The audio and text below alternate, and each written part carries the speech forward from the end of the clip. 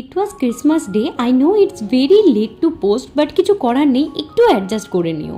তো আমরা না ক্রিসমাসের দিনে একটু বাইরে বেরিয়েছিলাম, মানে আমাদের বাড়িতে যে রান্না করে সেই দিদিটা আমাদেরকে ইনভাইট করেছিল, কারণ ওরা খ্রিস্টান। আমরা খ্রিস্টান না হলেও আমরা কিন্তু সমস্ত রিলিজিয়ানকে প্রচণ্ড রেসপেক্ট করি। তো ওদের বাড়িতে যাওয়ার সাথে সাথেই ওরা হাতে বানানো জিনিসপত্র অনেক কিছু খেতে দিয়ে দিয়েছিল, আর এই বাচ্চাগুলোকে দেখে না নিজেদের বাচ্চাবেলাকার কথাই মনে পড়ে যাচ্ছিল। আর আমার বর তো ওদের সাথে খেলাধুলাও করতে লেগেছিল।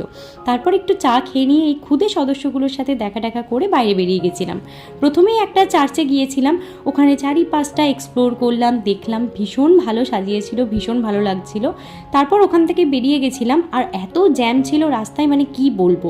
তারপর গাড়ি এক জায়গায় পার্ক করে আমরা দুজনে একটু হেলতে দুলতে আবার একটা চার্চে চলে গেছিলাম। ওখানেও অনেক সুন্দর সাজিয়েছিল, চারিপাশটা ঘুরলাম, আরও টুকটাক জায়গাগুলো সাজিয়েছিল, ওগুলো দেখে টেকে তারপর বাড়ি ফিরে গেছিলাম। তারপর লিওকেও একটু চটকু বটকু করে নিলাম। তো আজকের মতন বাই।